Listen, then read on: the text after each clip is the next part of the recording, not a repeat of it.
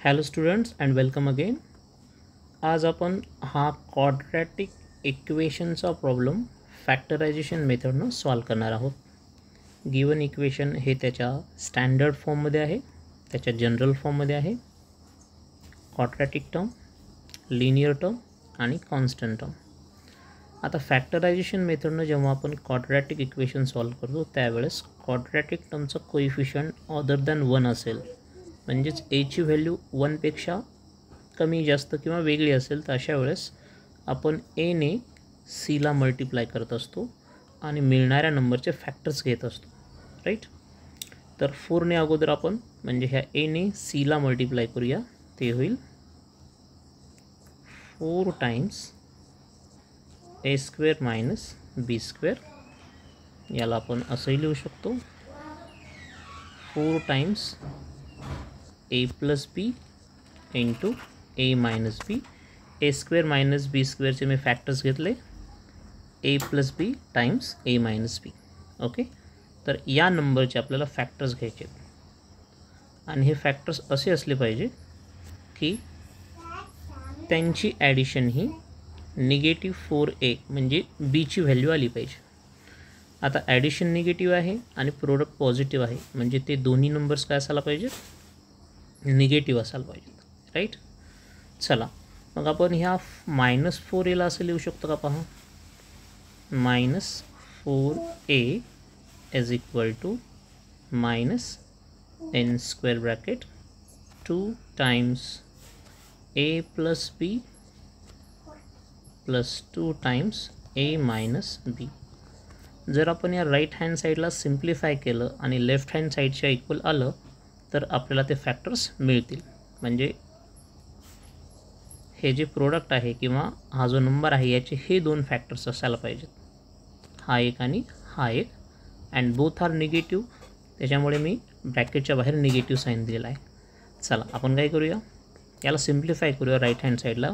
म्हणजे ॲक्च्युली सोल्युशनमध्ये हे करण्याची गरज नाही, पण समजण्यासाठी मी तुम्हाला सांगतो आहे की असे दोन नंबर्स आपण फाइंड केलेले आहेत. ते आहेत -2 टाइम्स ए प्लस बी प्लस 2 टाइम्स ए मायनस बी. याला सिम्प्लिफाय केलं तर -4a म्हणजेच लिनियर टर्मचा कोइफिशियंट म्हणजे बीची व्हॅल्यू आली तर आपण हे दोन फॅक्टर्स आहेत असं गृहीत धरू शकतो.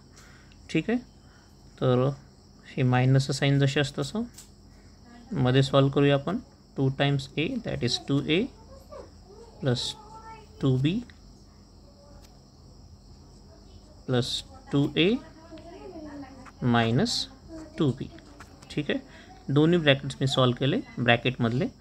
आता हा 2b मायनसचा 2b प्लसचा कॅन्सल आउट झाला, हे बाहेरचं निगेटिव्ह साईन, आणि मध्ये 2a प्लस 2a म्हणजे प्लसचे 4a म्हणजेच हे इक्वल होईल -4a, राईट. म्हणजे ते दोन फॅक्टर्स कोणते आहेत, मायनस, ते दोन फॅक्टर्स हे आहेत -2 इन ब्रॅकेट ए प्लस बी आणि -2 इन ब्रॅकेट ए मायनस बी. ह्या दोघांचं मायनस कॉमन घेऊन मी इथे बाहेर ब्रॅकेटच्या बाहेर घेतलं होतं. ठीक आहे, तर हे असे दोन फॅक्टर्स आहेत किंवा दोन नंबर्स आहेत ज्यांचं प्रोडक्ट हे एवढं येतं. ओके, आणि ज्यांची ॲडिशन जर केली तर मिडल टर्मचा कोइफिशियंट म्हणजेच 4a येते. ठीक आहे, तर आपण आता हे फॅक्टर्स कन्सिडर करून त्याची मांडणी इथे करू शकतो, राईट. चला आता ॲक्च्युअल सोल्युशन आपण फाइंड करूया. ओके, हा 4x² जशाच तसा, आणि ह्या -4a आपल्याला कसं लिहायचं आहे, हे अशा प्रकारे लिहायचं. ठीक आहे, म्हणजे मी असं लिहील minus in bracket 2 in bracket A plus B plus 2 in bracket A minus B आणि ब्रॅकेटच्या बाहेर असेल x, राईट. फक्त -4a व्हॅल्यू इथून इथपर्यंत आहे हे लक्षात ठेवा. ते आपण इकडे सिम्प्लिफाय केलेलं आहे, समजून घेतलेलं आहे या ठिकाणी. ठीक आहे, चला मग फर्दर सॉल्व करूया याला. त्याच्या पुढं आहे प्लसचा a² minus b² is equal to 0. ठीक आहे. आता मी काय करतो, हा 4x² जशाच तसा घेतो. त्याच्यानंतर हा जो x तुम्हाला दिसतोय, हा x, ह्या xनी ब्रॅकेटच्या मध्ये मल्टिप्लाय करून घेतो. ब्रॅकेटच्या बाहेर सध्या मायनसचं साईन आहे. इन ब्रॅकेट 2 आणि ह्या xनी मल्टिप्लाय करतो ह्या फर्स्ट टर्मला, कारण ब्रॅकेटच्या मध्ये 2 टर्म्स आहेत, ही एक आणि ही एक, आणि त्याला xनी मल्टिप्लाय करायचं, राईट. तर पहिल्या ब्रॅकेटला मल्टिप्लाय जर केलं किंवा फर्स्ट टर्मला मल्टिप्लाय केलं ते येईल 2 in bracket a plus b x plus, आता दुसऱ्या टर्मला मल्टिप्लाय केलं ते येईल 2 in bracket a minus b x plus, तर a² मायनस b² काय होईल, a plus b times a minus b equals to 0. All right. ठीक आहे. हां, त्याच्यानंतर ह्या मायनसच्या साईनने मल्टिप्लाय करून घेतो मी, कारण स्क्वेअर ब्रॅकेटच्या बाहेर निगेटिव्ह साईन आहे आणि स्क्वेअरच्या मध्ये 2 टर्म्स आहे. ठीक आहे. तर हा 4x² जशाच तसा minus 2 in bracket a plus b x minus 2 in bracket a minus b x, आणि त्याच्या पुढे आहे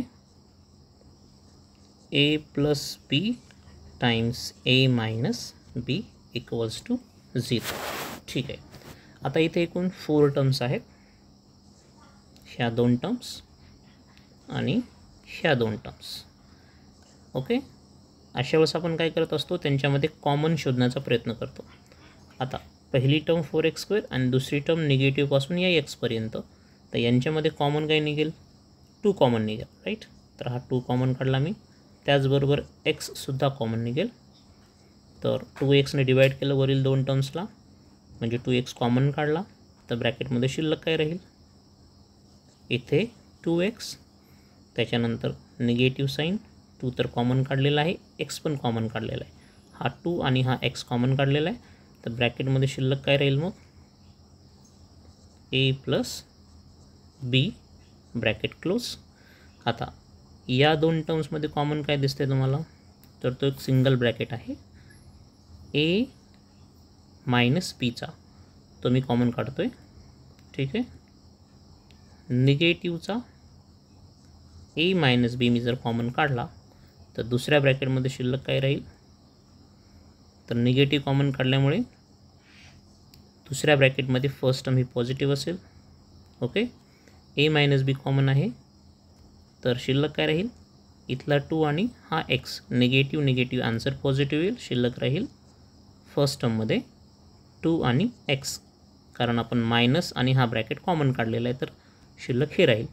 त्याच्यानंतर ह्या मायनसने ह्या दुसऱ्या टर्मला जर आपण डिवाईड करण्याचा प्रयत्न केला, तर होल आन्सर निगेटिव्ह येईल, कारण डिवायझर आपला निगेटिव्हवाला आहे, ज्याने आपण डिवाईड करतो तो निगेटिव्ह आहे, आणि ज्याला डिवाईड करतो तो डिव्हिडंड पॉझिटिव्ह आहे, तर होल आन्सर येणारं निगेटिव्ह असेल. All right.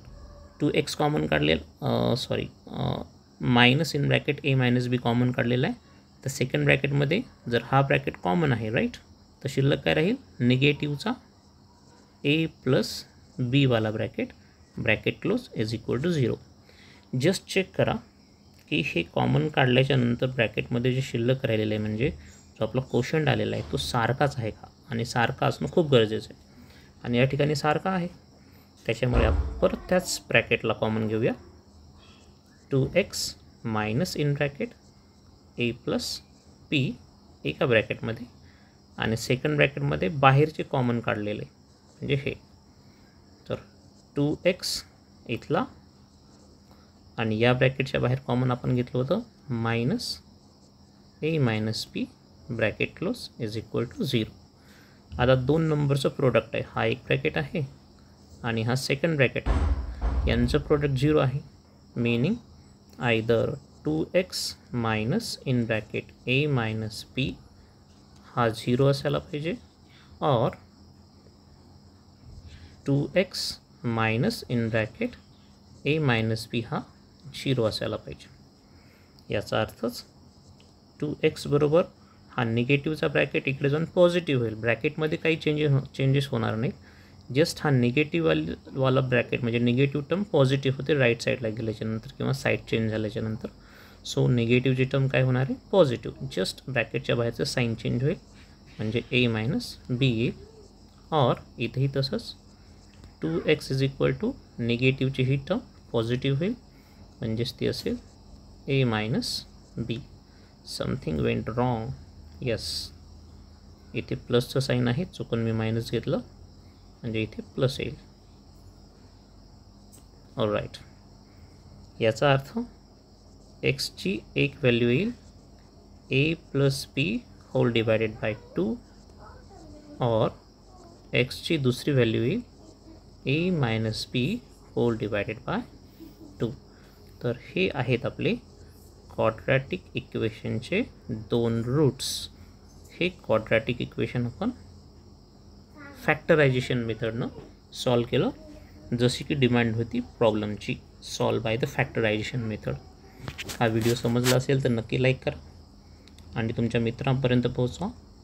आणि असेच मजेदार व्हिडिओज मॅथमॅटिक्सचे पाहण्यासाठी चॅनलला सबस्क्राईब केलं नसेल तर सबस्क्राईब करा. Thanks for watching this video. Have a great time.